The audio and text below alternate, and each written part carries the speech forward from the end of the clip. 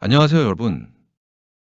오늘은 많은 분들이 물어보셨던 종목 네이처셀 얘기를 해보려고 합니다.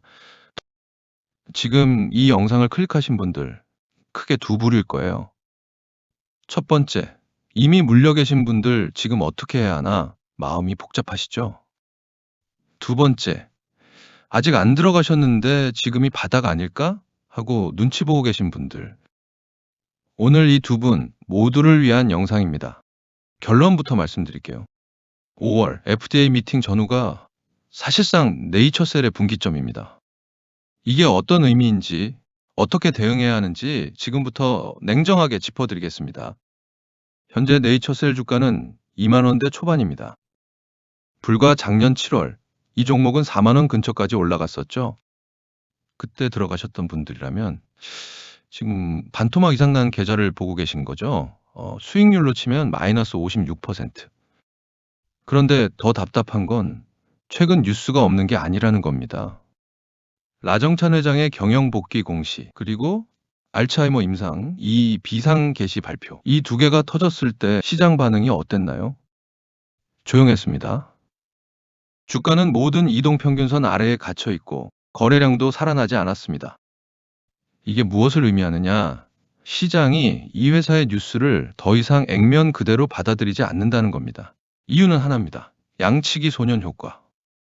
조인트 스템의 국내 품목허가 반려 사태 이후 시장에는 깊은 학습 효과가 남아 있습니다. 좋은 말은 많이 하는데 막상 결과는 항상 기대에 못 미쳤다는 기억이요. 여기에 밸류에이션까지 봐야 합니다. 지금 네이처셀의 PBR은 20배가 넘습니다. 영업 적자는 현재 진행형이고요. 실적의 뒷받침 없이 꿈만으로 버티기엔 솔직히 너무 무거운 주가예요. 최근 3개 분기 연속 영업현금 흐름이 마이너스를 기록하고 있다는 점도 주목해야 합니다. 임상을 진행하면서 현금이 계속 빠져나가는 구조인데 이걸 메울 자금 조달이 어떤 방식으로 이루어지느냐가 기존 주주 입장에선 또 다른 리스크입니다. 그럼 이 모든 비관론에도 불구하고 왜 아직 이 종목을 얘기하느냐? 딱 하나 있습니다. 5월로 예정된 미국 FDA와의 공식 미팅. 조인트 스템은 퇴행성 관절염 줄기세포 치료제입니다. 한국에서는 품목 허가에서 반려를 받았지만 미국 FDA 루트는 전혀 다른 게임입니다. 특히 주목해야 할 키워드가 가속 승인입니다. FDA 가속 승인이란 심각한 질환에 대해 임상 3상의 완전한 데이터를 기다리지 않고 대리 지표를 근거로 조기 시판을 허용해주는 제도입니다. 실제로 알츠하이머 치료제 레켐비가 이 경로로 승인을 받았죠. 만약 5월 미팅에서 FDA가 가속 승인 가능성에 긍정적인 피드백을 주거나 임상 3상 프로토콜을 FDA가 공식 확정해 준다면 낙폭 과대 종목 특유의 강력한 기술적 반등으로 현재 2만 원대에서 4만 원을 넘보는 수준까지도 단기 급등이 가능한 재료예요. 여기에 나스닥 상장 추진이란 카드도 있죠. 단순한 기대감을 넘어서 실제로 미국 자본시장에서 자금을 조달하게 된다면 이건 임상 자금 문제를 동시에 해결하는 시나리오입니다. 시장이 다시 한번 네이처셀을 주목할 명분이 생기는 거죠. FDA 미팅 결과는 공시 의무 대상이므로 결과가 나오면 즉시 공시됩니다.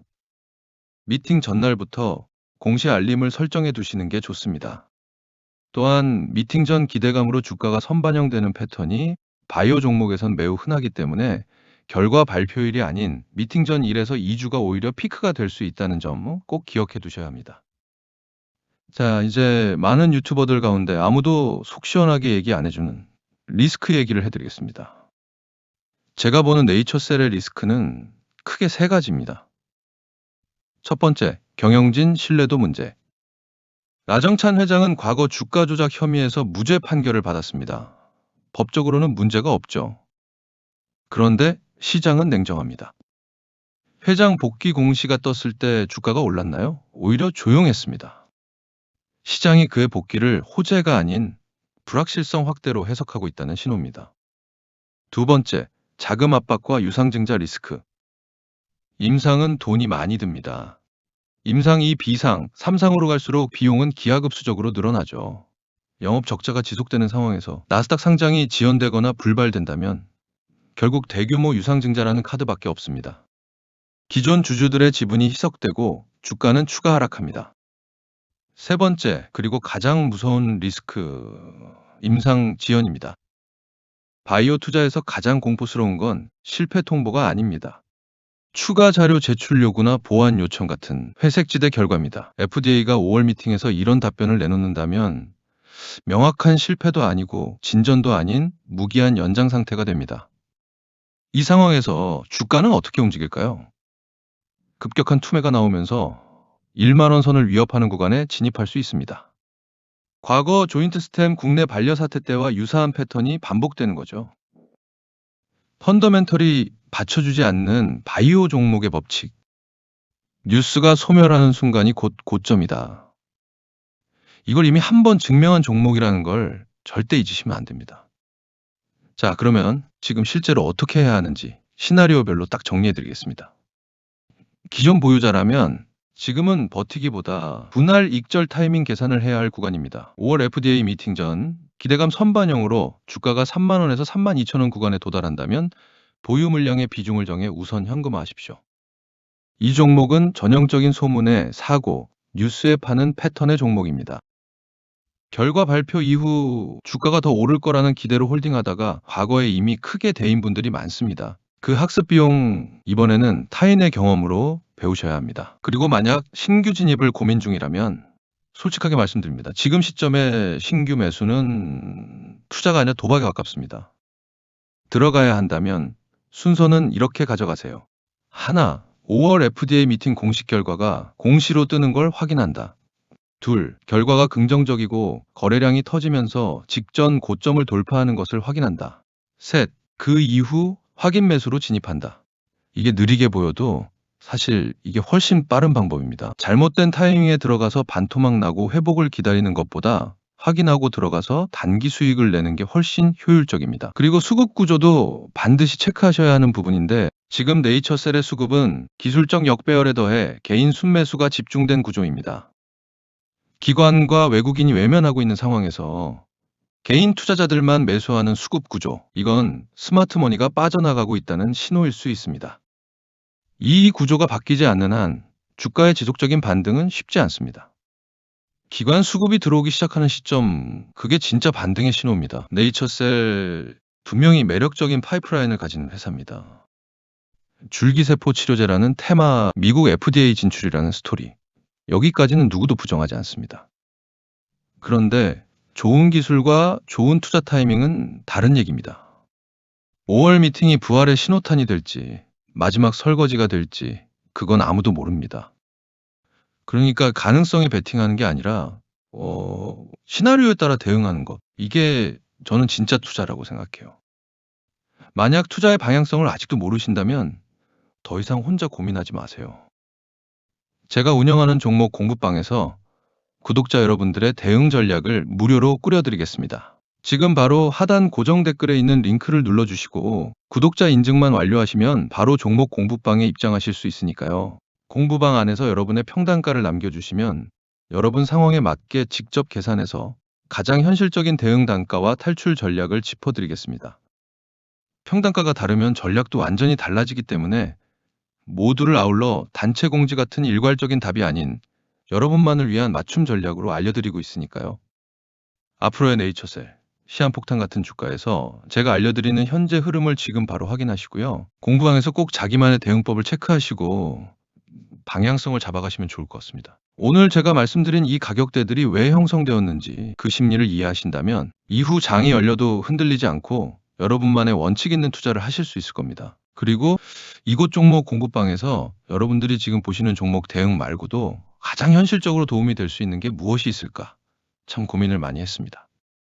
아무래도 여러분들에게 가장 실질적인 도움은 장중 실시간 브리핑과 더불어 그에 맞는 수익이 나는 종목을 직접 알려드리는 게 아닐까 싶더군요. 그래서 최근 들어 제가 여러분들에게 꾸준히 안내를 드리고 있는데요. 얼마 전이었죠? 4월 초에 엔비디아가 광통신 기업에 대규모 투자를 선언한 이슈가 있었습니다.